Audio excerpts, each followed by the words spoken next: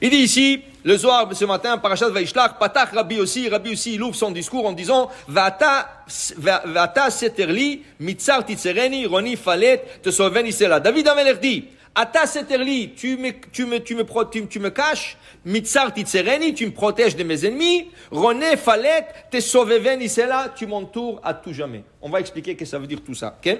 Alors, il dit Rabbi aussi, il dit ici, Kadosh Baruch Hu, Kutsha Berichu, Diu Sitra Umagen le Barnash d'Azil Bochor d'Oraita. Quand quelqu'un va dans le chemin de la Torah, Kadosh Baruch Hu le protège et Kadosh Baruch Hu est avec lui. Avec lui.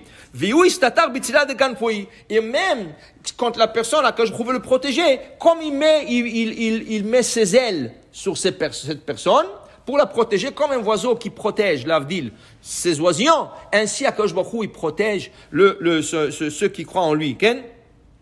Et mitzar titzereni, tu me sauves de mon ennemi. Quel ennemi? L'ennemi est le Yetzer Hara. Et il dit ici quelque chose qui est très intéressant. Si c'est pas pour le Yetzer Hara, tu n'aurais jamais eu des ennemis dans ta vie.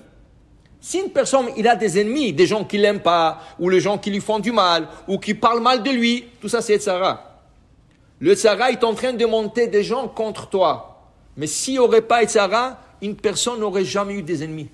C'est Yetzer Hara. Alors, qu'est-ce que David Amelech demandait? Mitzar titzereni. Akadosh Baruch Hu, aidez-moi avec ce tsar, aidez-moi avec cet ennemi qui m'en veut. Et le pauvre David Amelech, il a passé beaucoup. Alors, il dit après, te sauveveni sela. Mazé te sauveveni. Tu m'entoures. Dit David, Ilen shirin vitushbachan de kamar David. Ça, c'est le Télim de David. Vous savez que David Amelech, il a composé le Télim pendant 70 ans. Toute sa vie, il a composé, un peu moins que 70 ans, mais toute sa vie, il a composé le Télim. Vous savez qu'est-ce qu'il fait dans le Télim? Le Télim crée une muraille autour de toi. C'est sauveveni. Quand tu lis un psaume de Télim, le mot là, elle devient comme une muraille autour de toi, elle te protège. Regarde, tout ce que tu veux la rifouach lema, c'est dans le Télim. Tu veux la Parnassa de Télim. Il y a des Mizmorim de Parnassa. Tu prends le 57, 63, 108, Parnassa. Mot de tête, 3. Gimel. Psaume Gimel, 3 fois, ça t'enlève un mot de tête. Pas besoin de Tylenol. Le Tylenol, c'est rien que pour renforcer un peu, pour devenir plus fort. Mais 3 fois, tu dis le psaume 3, tu n'as pas de mot de tête. Les gens qui sont malades, alors ils disent pour eux 121, 130, 142. Chaque psaume de Télim, David l'a composé pour une raison. Il y a même un psaume très, très intéressant. 59. Nun tête. Le 59, nun tête, qu'est-ce qui est arrivé? David était à la maison. Du coup, Shaoul envoie des soldats, ils l'entourent.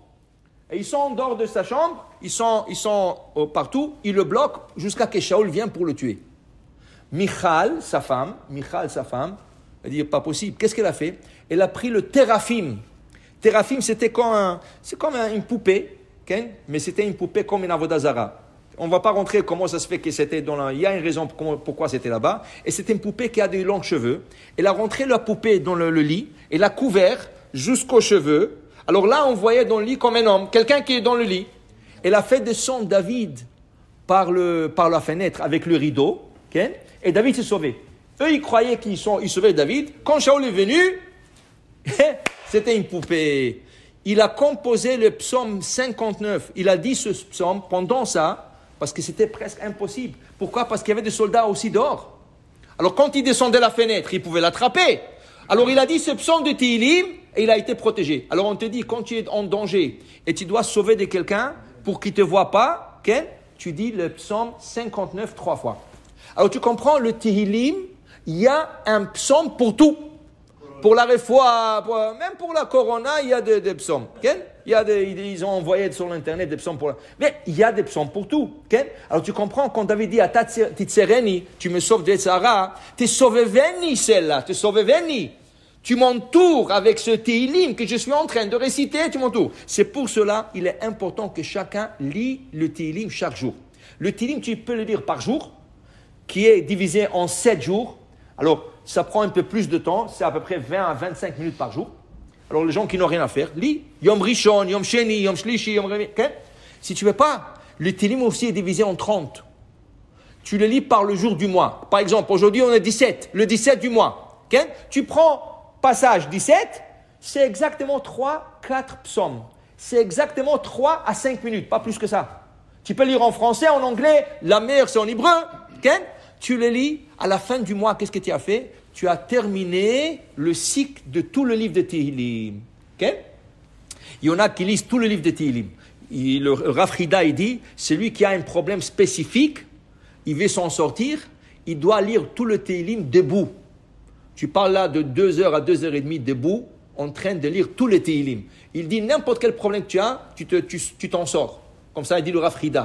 Alors, pour dire le Tehillim, c'est extraordinaire, et il faut s'investir, il faut que chacun lit par jour quelques psaumes de Tehillim. Tu es sauvé, Veni. Ça va l'entourer, ça va l'encadrer, ça va le sauver. Baruch Adonai Le'olam. Amen ve Amen.